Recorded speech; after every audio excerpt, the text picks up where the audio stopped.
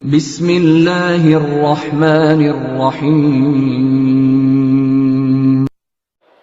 Siapa di antara orang-orang itu kalau ingin jalan pintas dekati Allah lewat tahajud? Aktivitas yang ditunaikan setelah tidur itu disebut dengan hajada dalam bahasa Arab. Ha besar, jim, dal. Sudah? Ha, jim, dal. Kalau Anda ingin berusaha bangun setelah Anda tidur itu, misal, saya mau beraktivitas di malam hari. Saya berikhtiar untuk bangun. Saya usahakan serius. Harus bangun, harus bangun. Saya pasang alarm, saya siapkan baik-baik. Maka usaha untuk mewujudkan sesuatu dengan serius tambah tak di awal kata dasarnya, tak. Sudah? Harakatnya fathah. Setiap penambahan selalu umumnya harakatnya fathah, tak. Kemudian motivasi saya berlipat, saya mesti bangun nih, saya nggak boleh telat, motivasi berkali lipat. Tambah, ayo tambah, double. Beda dari biasanya. Double dalam bahasa Arab disebut dengan tasydid namanya, tasydid. Tambahkan tasydid sebelum huruf akhirnya. Ini huruf akhir dal, saya tambahkan sebelum huruf akhirnya, jim, pakai tasydid. Tahajjud. Sifatnya ganti fathah sebelum akhir dengan dhammah. Kalau dhammah apa harakatnya? A atau I? Saya cek dulu. Kalau fathah apa? A. Kalau kasrah? I. Kalau dhamma? Ingat ya, nanti setiap harakat itu penting dalam bahasa Arab. Kalau Bapak Ibu belajar filologi di bahasa Arab, itu setiap harakat ada maknanya. Saya kasih contoh cepat Ibu ya. Kalau Ibu misalnya ingin berbicara kasrah, ini harakat menunjuk pada perempuan umumnya. Tipis, kecil. I. Makanya kalau laki-laki fathah A, anta, perempuan I, anti. Laki-laki jazakallah khair, kak, perempuan I, jazakillah khair. I. Ingat Bu ya, jazaki untuk perempuan. Setiap yang ada I itu perempuan. A laki-laki. Jangan lagi terjadi setelah saya mengajar selesai, datang sekolahan ibu mengatakan, Ustaz terima kasih, materinya bagus, jazakillah khair. I. Saya masih pakai peci. Nah ya, nah itu. Jadi kalau paham itu semua, mudah mengaplikasikannya. Bapak pulang malam-malam dari sini, sholat sendirian zikir. Begitu pulang jam 3 malam-malam. Di situ ada misalnya pas di tengah jalan, ada suara, nggak usah panik, kasroh ya. Udah. Nah, sini. Kalau ingin dirubah jadi sifat, dengan kesungguhan, ganti harakatnya jadi dhammah. Tahajud. Tahajud. Dah, lihat sini, lihat. Fokus ya. Salat yang ditunaikan di waktu malam, diawali dengan tidur, aktivitas yang ditunaikan di waktu malam, setelah tidur disebut dengan hajada. Kalau serius direncanakan, tambah tak di depannya, tahajada. Kalau motivasinya berlipat, tambah tasdid di atas huruf sebelum akhirnya, jadi tahajjud. Paham? Baik, fokus. Sifat kesungguhannya disebut dengan tahajud. Pakai tasydid, harakatnya diganti jadi dhammah. Saya kembalikan ke sini. Fokus lihat baik-baik, saya kembalikan. Salatnya siang atau malam? Malam disebut apa tadi? Malamnya sepenuh malam atau sebagian malam? Sebagiannya sebelum tidur, setelah tidur? Setelah. Kalau ingin mengatakan sebagian malam, bahasa cepatnya tambah min sebelum kata lailnya. Minal lail. Paham? Kalau lail sepenuh malam, kalau minal lail sebagian malam. Sekarang buka Quran surah ke-17 ayat 79, paling kiri sebelah atas. Saya ingin Anda paham dulu ini, setelah itu kita baca Qurannya. Nanti ada cara berbeda saat kita membaca Quran. Lihat sini. Sudah ditemukan? Paling kiri sebelah atas, Quran surah 17 ayat 79. Saya sarankan dalam setiap kajian, Anda siapkan mushaf ya, supaya kita agak nyambung. Wa minal laili fatahajjad bih. Ada? Lihat, wa minal lail, ada minnya. Masih ingat tadi kalau min itu sepenuh atau sebagian? Sekarang perhatikan cara mengartikannya. Wa minal lail, kata Allah, dan dari sebagian malam itu. Saya nggak tuntut Anda mengerjakan sepenuh malam, kata Allah, nggak usah, sebagian malam aja. Silahkan kamu istirahat dulu, tidur dengan nyaman dulu, lalu fatahajjad bi. Lalu ingat, Allah tidak mengatakan hajat, fahajat, bukan, tapi pakai ta. Tak ketika menggunakan ta, masih ingat tadi, ta menunjuk pada suatu rencana yang serius. Dengan persiapan yang baik. Dengan usaha yang baik. Alhamdulillah. Perhatikan. Fatahajjad bi, tahajjad. Maka rencanakanlah, siapkanlah dengan serius untuk bangun di sebagian malam itu. Jadi kalau Anda ingin tunaikan tahajud, kata Quran, jangan cuma sekedar bangun. Kalau cuma bangun, jangankan Anda, orang nonton bola pun bangun dia. Coba silakan, yang paling serius. Orang mau nonton bola aja begitu serius. Malam nih, malam, MU ketemu Sevilla nih. Oh, siapin. Jamnya jam berapa? Jam 2:30 waktu Indonesia. Pasang alarm sampai 3 kali, Pak. 3 kali, dari 1:30. 1:30, 1:30, 1:45, jam 2. Alarm pertama, matikan alarm kedua. Alarm kedua, matikan alarm ketiga. Itu untuk nonton bola. Hasilnya kosong-kosong. Ya. Dan saya nggak nonton, nggak ada kerjaan. Ya. Fokus lihat sini, lihat. Jadi ada orang yang untuk aktivitas dunia saja, dia begitu serius. Makanya Allah tantang kita, kamu, kenapa untuk mengejar akhirat kamu tidak serius?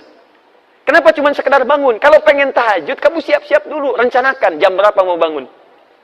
Tadi, ibu mau sholat jam berapa contoh? Jam berapa mau sholat? Halo? 2:30. Jam berapa? 2:30, 2:30. Kalau Anda mau sholat jam 2:30, berarti kan mustahil bangunnya jam 2:30.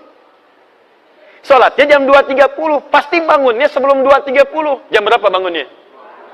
Belum tentu. Kan Anda harus melalui 5 fase tadi. Saat bangun, duduk dulu. Ingat, tanpa disadari, duduk dari bangun malam itu beda dengan duduk biasa. Anda mungkin cuma begini, tapi begitu melihat jam, sudah 30 menit tuh. Kalau nggak percaya silahkan bangun malam, duduk dulu begini. Begitu duduk, lihat jam, 2:30. Belum yang kedua, hilangkan bekas ngantuk. Belum yang ketiga, 10 ayat terakhir Ali Imran. Kalau hafal, kalau enggak cari mushaf dulu kan. Silahkan cek. 4, belum berdoa. 5, belum wudhu. Apa dari situ langsung wudhu? Kan pergi kamar mandi dulu. Kamar mandi baca doa dulu. Wudhu dengan sempurna. Gosok gigi dulu. Balik lagi, pakai pakaian. Berapa waktu yang dibutuhkan? Halo? Bukan iya, berapa lama? Misal 40 menit, misal. 2:30 kurangi 40 menit jam berapa? Jam 1:50. Artinya, Anda kalau ingin sholat jam 2:30, Anda mesti siap bangun jam 1:50. Makanya wajar, tadi ada kalimat Nabi bangunnya 1:30. Kalau dikonversi ke sekarang. Karena ada siap-siap dulu, macam-macam dulu. Nah, sekarang persoalannya, Bapak tadi Ibu tidur jam 9. Kalau dibalik, Ibu jam 9, Bapak jam 10. Rata-rata tidur berapa jam? 6 jam. Ada yang lain? 6 jam, baik. 1:30 kurangin 6 berapa? Ayo berapa? Jam 8? Ya? Jam 8 ya? Berarti begitu selesai Isya langsung tidur tuh. Lihat, Isya tadi kan selesai. Jam 20 kan? Kalau Anda ingin bangun jam 1:50, artinya jam 8, Anda jangan kerjakan apa-apa lagi. Jelas ya? Ingat baik-baik. Kalau Anda punya kebiasaan tidur 6 jam, jadi tidur 4 jam, berarti 2 jam nanti di siang akan menuntut Anda untuk beristirahat. Karena metabolisme tubuh kita akan menyesuaikan, menuntut kita untuk meminta waktu itu. Karena itu kita harus konsisten. Kebiasaan Anda tidur berapa jam? 6 jam. Saya mau bangun jam 1:50, untuk sholat jam 2:30. Artinya, kurangi 6 jam di situ, ba'da Isya, selesai, kemudian langsung istirahat pada waktu yang ditentukan. Jelas? Baik, fokus. Salat tahajud paling lama berapa menit? Nanti kita akan lihat saat masuk caranya ya. Jangan-jangan salat jam 2:30, selesai jam 3 gitu ya. Masya Allah, tidur lagi, bangun jam 6. Ini yang jadi masalah. Sekarang belum selesai, ingat belum selesai. Kita sampai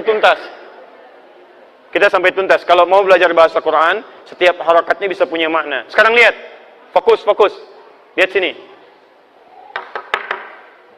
Taknya sudah selesai. Tak, rencanakan, siapkan. Tasdidnya apa? Tadi masih ingat tasdid artinya apa? Motivasi berlipat. Nah, ini bahasa Quran yang sangat indah. Secara psikologi bisa dijelaskan dengan baik. Kalau kita ingin semangat mengerjakan sesuatu, kita mesti punya motivasi. Sama Bapak Ibu kalau nggak punya motivasi ke sini, siapa yang mau datang ke sini? Apa yang bisa memaksa Anda mengalahkan tidur siang dibandingkan datang ke sini? Kadang-kadang sampai datang, kantuk juga ditahan-tahan. Yang penting bisa hadir. Apa motivasinya? Sama malam juga begitu kata Quran. Kalau Anda tidak punya motivasi menunaikan ibadah, nggak ada semangat bisa datang dengan baik. Maka dari itu ketika Allah menghadirkan tasydid, fatahajjad, ada tasydidnya di sini, maka dihadirkanlah kemudian motivasi pada kita. Ayat selanjutnya, teruskan ayatnya. Saya agak percepat. Orang yang merencanakan tahajud dan dia tunaikan dengan sempurna, selain mendapatkan keutamaan yang tadi saya jelaskan, ditambah oleh Allah dengan 4 keutamaan lain. Allah berikan 4 keutamaan pada orang yang tahajud yang tidak diberikan pada yang tidak tahajud. Jadi kalau Anda sholat fardu yang 5 waktu, khusyuk sholatnya, sampai menangis, sampai khusyuk luar biasa, tapi Anda tidak tahajud, Anda tetap tidak akan mendapatkan 4 kemuliaan ini. 1. Saya pindahkan di sini. Apa motivasi yang bisa membuat kita kuat menunaikannya? 1. Asa ayyab'athaka rabbuka maqaman mahmuda. Teruskan ayatnya. Jadi Quran surat 17 ayat 79 sampai dengan 80. Teruskan. Wa minal laili fatahajjad bihi nafilatan lak. Ayo, di antara sebagian malam, jangan semuanya. Kamu tidur dulu, istirahat dulu. Dan rencanakan yang serius, hadirkan motivasi untuk menunaikan salat di malam hari. Tahajud. Itu memang cuma nafilah kata Quran, tambahan. Hukumnya sunnah. Tapi lihat, 1. Walaupun cuma nafilah hukumnya sunnah, asa ayyab'athaka rabbuka maqaman mahmuda.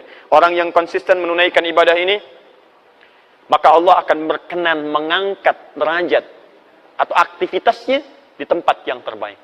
Singkatnya, orang yang rajin tahajud akan diangkat derajatnya oleh Allah dengan menempatkannya di karir terbaik dalam aktivitas kehidupannya. Karir terbaik.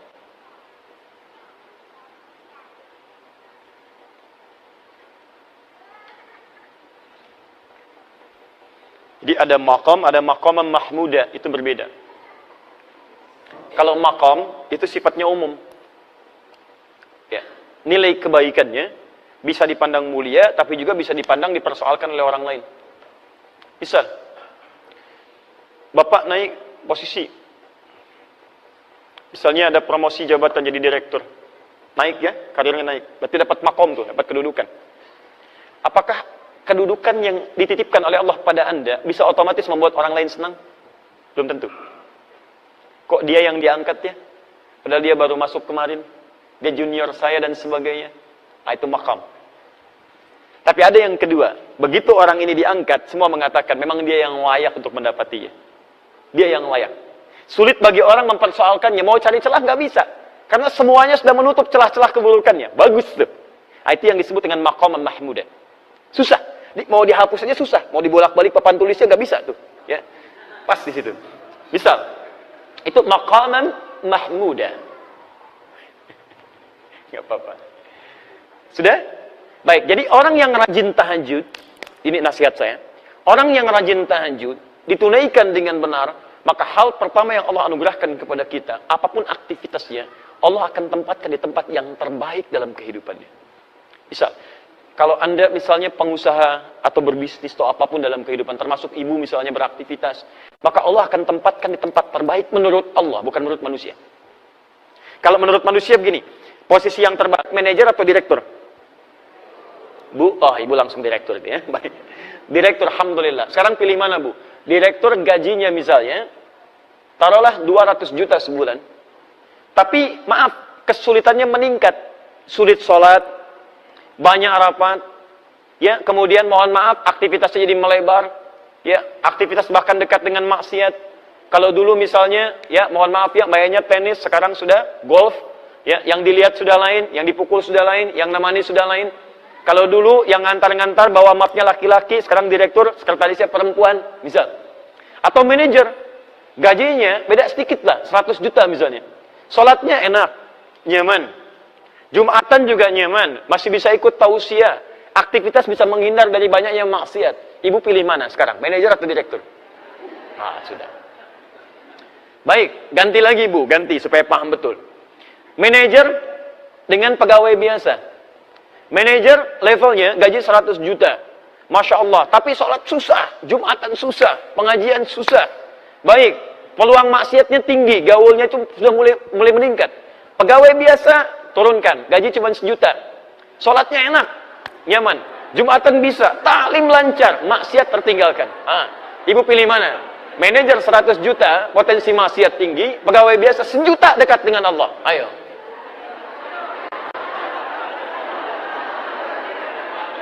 Dia pilih yang ketiga, Pak. Manajer lebih dekat dengan Allah katanya. Nah, kadang begini, Pak. Kadang-kadang dalam kehidupan itu seperti itu. Ada yang levelnya ingin tinggi, kata Allah, kamu jangan di sini. Kalau kamu naik ke sini, kamu cuma keinginan, tapi ke depan kamu tidak tahu apa yang terjadi. Jabatan ini banyak diincar, tapi peluang keburukannya banyak. Banyak proyek yang tidak jelas. Di pergaulannya akan banyak maksiatnya. Kamu akan tertinggal banyak ibadahnya. Maka Allah tempatkan Anda. Bahasa orang lain cuma wakil. Tapi wakil itu, dunia dicukupkan, akhirat enak, keadaan nyaman. Bukan berarti nggak sampai level tertingginya, bukan.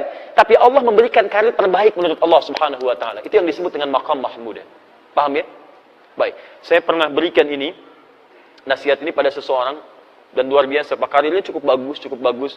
Dan hebatnya, setiap kali akan promosi jabatan, orang keluarkan biaya ini itu, masuk ke DPR, kemudian diuji lagi, keluar biaya ini itu. Orang ini tidak. Nggak pernah mengeluarkan uang sepeser pun.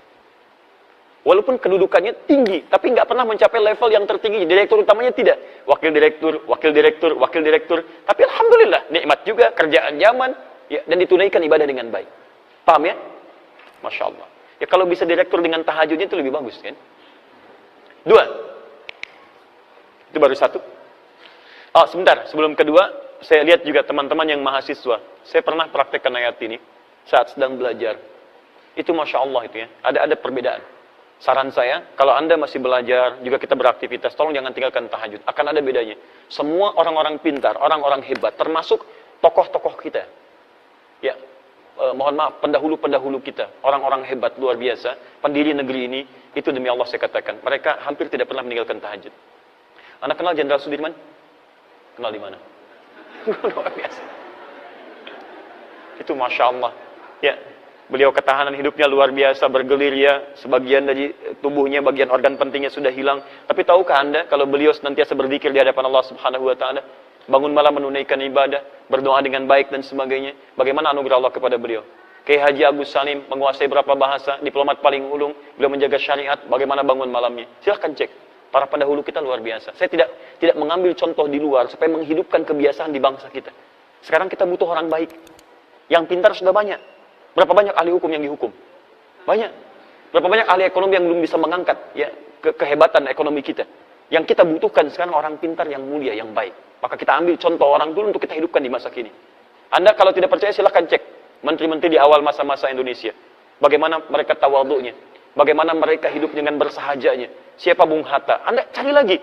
Bagaimana beliau begitu jujurnya sampai ditanamkan pada putrinya. Ketika menerima kertas akan nulis surat, kata bapaknya, ini kertasnya kertas siapa? Kertas dari KBRI saya pinjam. Jangan gunakan fasilitas negara untuk kepentingan pribadi. Anda bisa bayangkan, putrinya mau menulis surat kepada bapaknya, menggunakan kertas untuk kertas negara. Di KBRI dia mau pinjam. Kata bapaknya, jangan gunakan kertas negara untuk kepentingan pribadi. Anda bisa bayangkan. Anda kenal M. Nasir, Perdana Menteri pada saat itu. Bagaimana hidupnya diabdikan untuk bangsa. Levelnya luar biasa. Qurannya, hadisnya, prakteknya sampai dihormati di Timur Tengah. Hanya cukup kalimatnya bisa menggerakkan Timur Tengah pada saat itu. M. Nasir. Tahukah Anda setelah selesai jabatannya cuma sepeda yang ditenteng di tangannya. Dan tidak memiliki rumah pada saat itu. Itulah yang kita butuhkan saat ini. Makanya bangsa kita terangkat mulia. Dan saya punya keinginan kita berubah jadi baik. Ketika kita baik, semua akan terangkat dalam kebaikan. Itu poinnya. 2. Wa qur rabbi adkhilni mudkhalas sidqin. Dan katakan Muhammad, Rabbi adkhilni mudkhalas sidqin. Ya Allah, mohon bimbing aku mengawali pekerjaan dengan baik. 1, mendapatkan karir terbaik. Saya terjemahkan pakai terjemah balaghah ya, bukan terjemah biasa. Ya, kalau terjemah biasa mungkin bisa beda kelihatannya. Saya terjemahkan pakai terjemah ilmunya, pakai balaghahnya. 2, mendapat bimbingan Allah. Bimbingan Allah. Bapak kerja dibimbing pimpinan, mudah pekerjaan. Siapa yang tidak mudah dibimbing Allah Subhanahu wa Ta'ala? Dan lihat bedanya ya.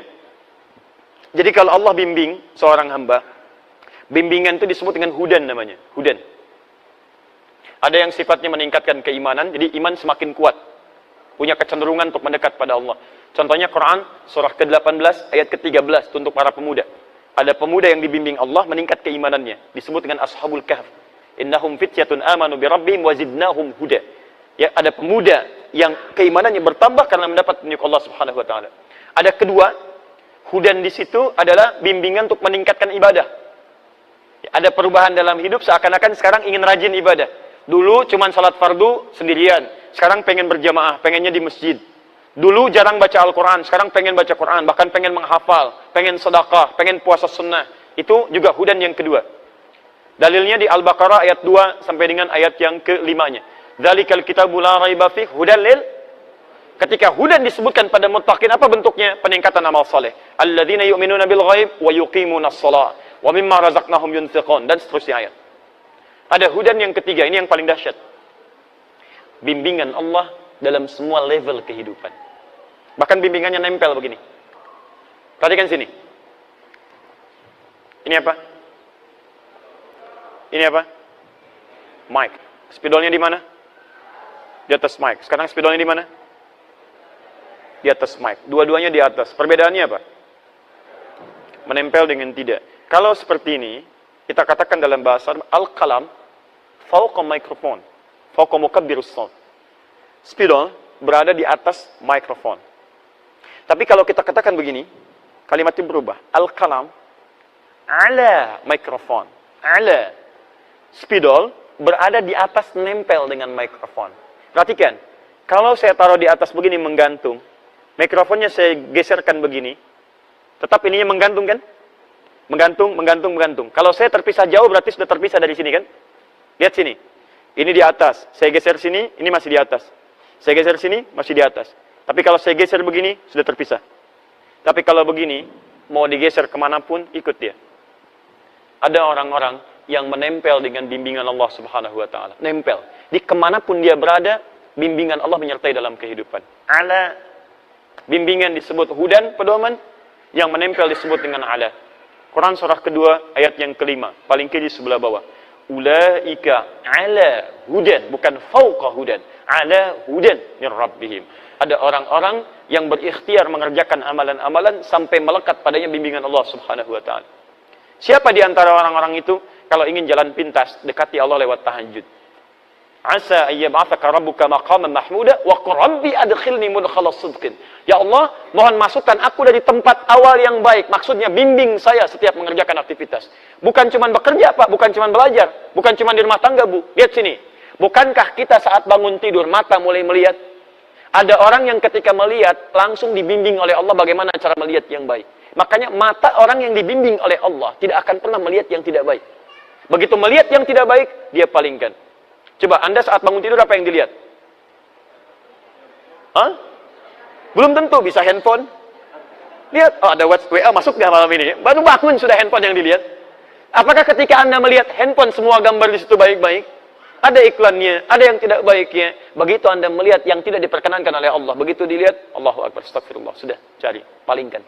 Anda di jalan, berapa banyak gambar-gambar yang terbuka auratnya, gambar yang tidak baik. Kalau mata kita dibimbing oleh Allah, seketika kita palingkan. Dan hebatnya nanti, mata ini akan senang pada yang mulia saja. Melihat orang sedang baca Quran, kapan saya bisa membaca seperti itu? Melihat orang ikut ta'lim, ya Allah, saya belum ada kesempatan. Ya Allah, dekatkan saya pada tempat yang mendekatkan saya pada ta'lim. Terus, dan indah. Begitu melihat maksiat, astagfirullah, palingkan. Telinga begitu. Dengar yang baik, dekat. Dengar yang tidak baik, jauhi. Sampai ke ujung kaki.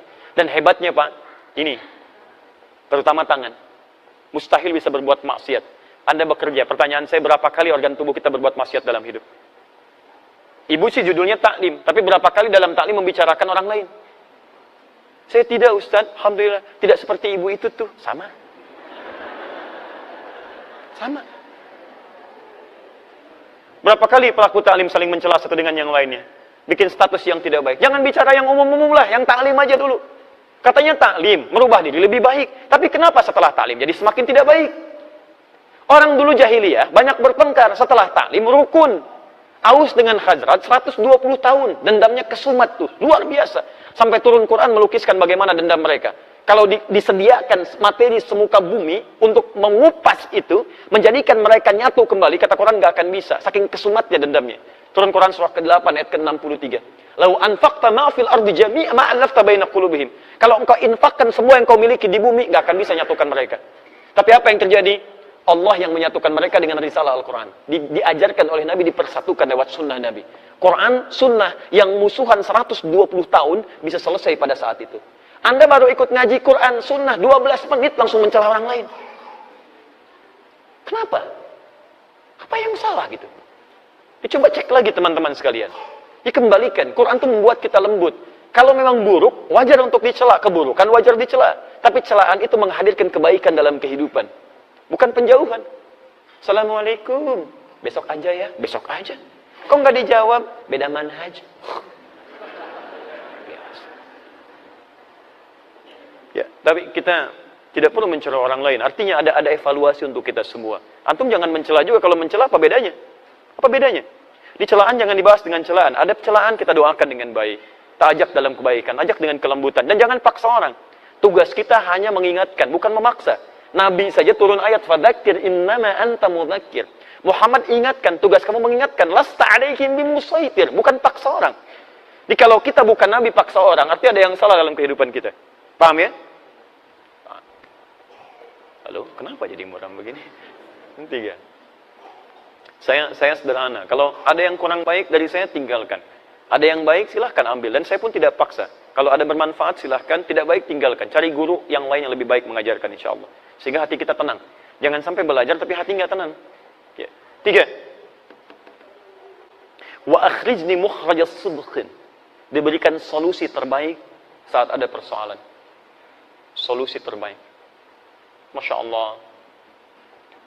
Luar biasa. Tidak ada orang yang tidak punya masalah dalam kehidupan. Semuanya punya masalah.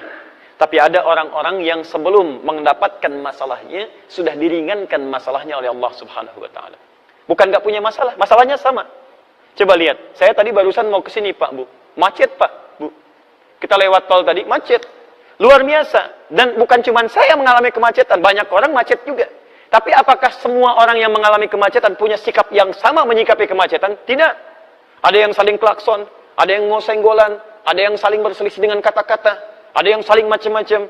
Tapi tidak sedikit juga yang santai aja. Mau ngapain? Mengeluh juga tidak menyelesaikan persoalan. Apakah dengan klakson macet selesai? Hah? Apakah dengan bikin status macet selesai? Ceklik. Macet. Tetap aja macet. Silahkan cek. Ada orang-orang yang hatinya justru diberikan ketenangan oleh Allah. Dikasih macet. Alhamdulillah ya Rabb. Macet. Alhamdulillah. Luar biasa. Quran bisa dihafalkan. Begitu sampai ke tujuan 30 ayat. Bayangkan. Kalau manhaj diterapkan itu 10 ayat akhir Ali Imran, selesai itu. Ini sudah 1 tahun belum selesai. Apa butuh kemacetan tiap hari? Jelas ya? Jadi enak. Jangan dikira level ustadz gak punya masalah, banyak masalahnya. Kadang-kadang jangankan masalah pribadi, masalah jamaah, ya dipersoalkan juga. Silahkan cek. Bukankah kalau Anda banyak pertanyaan, masalah diserahkan pada ustadz? Bukan nggak tinggal punya masalah, tapi ada orang-orang tertentu ketika Anda dekati Allah dengan sesuatu, Allah ringankan persoalannya. Itu janji Allah. Janji Allah. Lihat, contoh, kita ambil dalilnya. Quran surah ke-65, di akhir ayat kedua, di awal ayat ketiga. Kita hafal ayatnya. Wa may yattaqillaha yaj'al lahu makhraja wa yarzuqhu min haitsu la yahtasib. Wa may yattaqillaha, siapa yang bisa meningkatkan takwanya kepada Allah? Tingkatkan. Fi'il mudhari itu progresif naik. Tingkatkan. Yaj'al lahu makhraja. Makhraja, lihat. Yattaqillah yaj'al lahu makhraja. Wa may yattaqillah yaj'al lahu makhraja. Makhraja. Ini yang kita jadikan nasab. Wa yarzuqhu min haitsu la yahtasib. Perhatikan. Lihat persamaannya. Siapa yang bisa meningkatkan takwanya kepada Allah, takwa tingkatkan kepada Allah. Persamaannya lihat. Yaj'al lahu makhraja, kami berikan solusi, jalan keluar dari setiap persoalan yang dihadapi. Dan kalimatnya tidak menggunakan alif lam. Makhraja bukan al-makhraj, makhraja. General, umum, nakirah. Artinya persoalan apapun dalam kehidupan sepanjang Anda tingkatkan takwa, diberikan solusi. Jadi sederhana sebetulnya, kalau Anda punya masalah dalam hidup, Anda punya problem, dimanapun tuh, di rumah tangga, di pekerjaan, kehidupan sosial. Sederhana solusinya, tingkatkan takwa, kata Allah, saya urai masalah Anda. Biayanya tidak mahal, tenaganya tidak banyak. Jadi kalau Anda punya masalah dalam hidup, kedudukan tinggi, harta berlimpah, cuman masalah nggak pernah tuntas, coba cek. Barangkali bukan kurang terhormat Anda, barangkali kurang takwa. Bukan kurang kaya, barangkali kurang ini, kurang takwa. Ini poinnya. Nah sekarang, ya Allah kalau saya ingin tingkatkan takwa, bagaimana caranya? Banyak. Disebutkan 115 kali kata takwa dalam Quran setidaknya. Tapi cara cepatnya, perhatikan. Ketika menyebutkan takwa, masih ingat tadi? Quran surah 51, ayat 15 sampai dengan ayat 18 tadi. Innal muttaqina fi jannatin wa uyun. Ada orang-orang takwa tinggalnya di taman surga. Akhidhina ma atahum rabbuhum. Innahum kanu qabla dhalika muhsinin.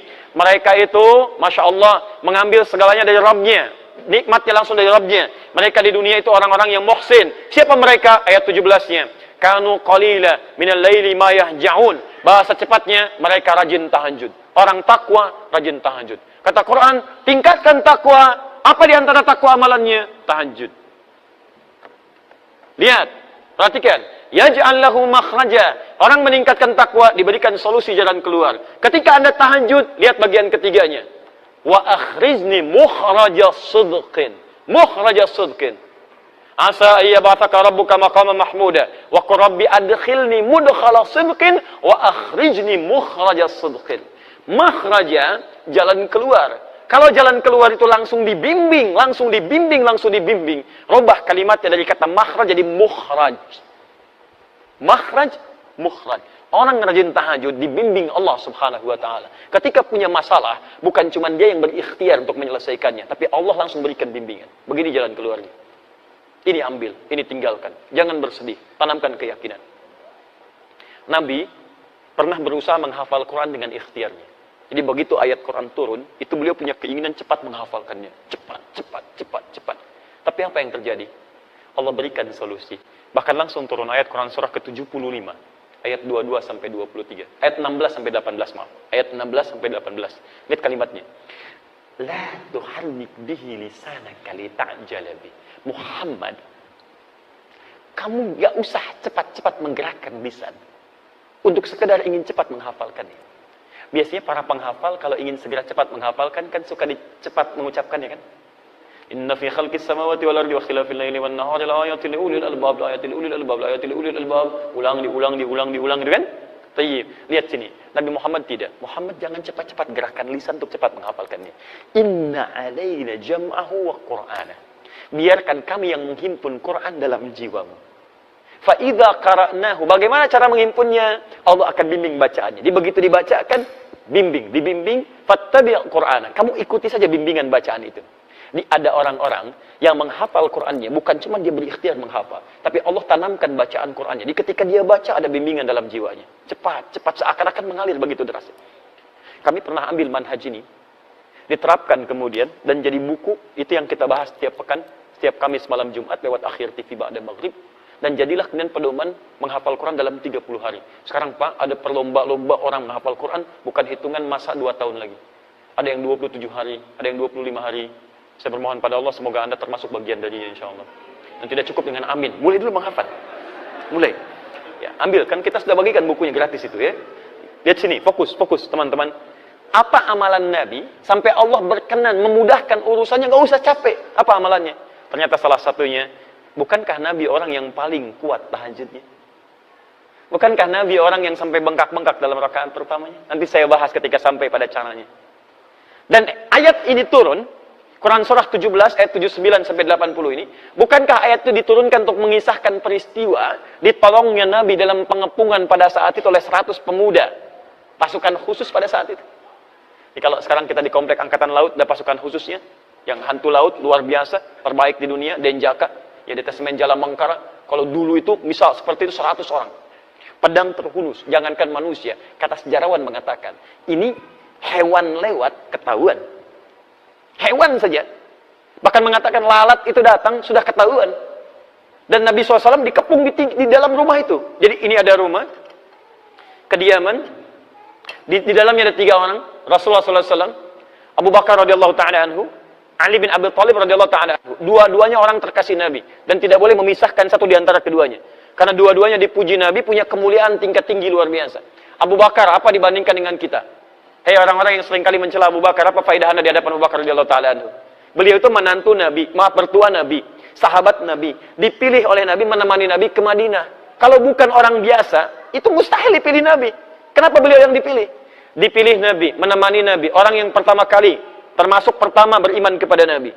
Mengorbankan hartanya untuk dakwah Nabi, menemani Nabi sampai dengan ke Madinah, menjadi mertua Nabi sallallahu alaihi wasallam. Saat wafat makamnya di samping Nabi, hidup dengan Nabi di dunia, kuburnya di samping Nabi, dan di akhirat bersama Nabi sallallahu alaihi wasallam. Lantas Anda dengan mudah mengatakan celaan kepada sahabat Abu Bakar. Anda siapa? Sahabat Nabi bukan, menemani Nabi tidak, berinfak untuk dakwah Nabi juga tidak, mertua Nabi bukan, tetangga Nabi bukan, kerabat Nabi bukan, wafat Anda jauh dari makam Nabi. Dan belum ada ayat turun menjamin surga Anda. Anda siapa? Abu Bakar. Kedua, Ali bin Abi Thalib. Duhai yang merendahkan sahabat Ali bin Abi Thalib. Anda siapa? Ali bin Abi Thalib termasuk keluarga Nabi. Pemuda yang sangat luar biasa. Dipuji Nabi. Dan dipilih untuk mendampingi putri terkasih Nabi. Kalau bukan orang yang luar biasa, mustahil dipilih. Masa mau titipkan pada yang lain? Yang dipilih Ali bin Abi Thalib. Jenius orangnya. Pemuda ahli surga. Luar biasa. Dipilih. 3 orang berada di situ. Tiga-tiganya mulia. Tapi hebatnya, ketika Nabi mengetes wala wal bara itu luar biasa. Kata Nabi, Abu Bakar, ikut saya. Temani saya hijrah. Siap ya Rasulullah. Ali, kamu tidur. Ini yang hebat. Ali, kamu tidur di tempat saya ini. Lakukan penyamaran. Tidur. Dan itu kan tempat tidurnya Nabi yang diincar taruhannya nyawa. Dan hebatnya sahabat Ali tidak protes. Sayyidina Ali radhiyallahu ta'ala enggak protes. Ya Rasulullah, jangan saya lah. Abu Bakar yang tuaan dikit. Misalnya tidak. Tidak. Abu Bakar, ikut saya. Kamu tidur. Tapi kisahnya bukan di situ. Kisahnya, kok bisa pasukan khusus yang tahan dari kantuk dan macam-macam tiba-tiba bisa dibikin kantuk pada saat itu. Waktunya tiba, lenggang aja keluar walaupun gak bawa kangkung. Silahkan cek. Jalan keluar. Nabi SAW dengan sahabat Abu Bakar keluar dari situ. Penjagaan 100 pemuda. Pedang terhunus. Tiba-tiba keluar begitu saja. Ditutup pandangannya. Ditutup. Apa yang bisa menyebabkan itu? Ayat-ayat yang turun tentang peristiwa tadi. Di antaranya ayat-ayat tahajud. Wa akhrijni mukhrajas sidqin. Allah yang langsung bimbing Nabi keluar dari tempat pengepungan itu. Jadi kalau Anda, mohon maaf teman-teman sekalian, ayat ini turun kalau kita ambil kaidah asbabun nuzul, al-ibratu bi umumil lafzi la bi khususis sababi. Hikmah dari ayat, hukumnya jangan dilihat dari asbabun nuzulnya, tapi dilihat dari keumuman makna ayatnya. Artinya, Allah ingin menyampaikan, kalau Anda sedang dikepung oleh persoalan kehidupan, membuat Anda tertekan, membuat Anda seakan-akan punya perasaan gelap, seakan-akan lemah dan sebagainya, ahli tahajud akan dilindungi oleh Allah Subhanahu wa taala. Tunjukkan pada saya pekerjaan mana yang Anda kerjakan gak ada saingan. Kadang-kadang ada yang ingin menyingkirkan, menyungkurkan jahat terhadap Anda. Salah satu caranya, Anda bangun malam, dekati Allah Subhanahu wa taala. Kalau sudah dekat dengan Allah, siapa yang bisa mengalahkan Allah dan berani berperang dengan Allah Subhanahu wa taala? Paham ya? Terakhir. 4. Waj'alni min ladunka sultanan nasira. Saya mohon maaf ya, lebih sedikit dari 2:30 ya, untuk menyempurnakan ini dulu. Waj'alni min ladunka sultanan nasira. Dan mohon ya Allah, jadikan untuk saya pertolongan langsung darimu. Jadi kalau yang tadi dibimbing, diberi solusi, kalau yang keempat ditolong langsung oleh Allah tanpa perantara. Ahli tahajud mendapat perlindungan langsung dari Allah Subhanahu wa taala. 3 hilang, 1 datang. 1, 2, 3, 4. Karir terbaik, bimbingan dari Allah, solusi. Yang keempat, mendapat perlindungan dari Allah Subhanahu wa taala. Masya Allah. Kalau sudah seperti itu, apalagi yang disoalkan? Maka Anda semua akan mengatakan, kalau nggak percaya, lakukan dulu. Maka ketika Anda sudah mendapatkannya, Anda akan mengatakan, wa qul ja'al haqq wa zahaqal batil, innal batila kana zahuqa. Benar memang yang datang dari al-haq, sungguh benar dari Allah Subhanahu wa taala. Kebatilan akan hilang. Kebatilan dari perasaan saya, kebatilan dari pikiran saya, kebatilan dari tindakan saya, dan kebatilan yang datang dari banyak orang hilang semua dengan kedekatan kita bersama Allah Subhanahu wa taala. Jelas? Dulu ada slogan, bersama kita bisa. Ahli tahajud beda, bersama Allah kita bisa. Paham ya? Jangan dipotong video saya, mohon teman-teman di media sosial dan sebagainya. Ini khusus bahas tahajud, bukan yang lain. Sudah? Jelas sampai sini?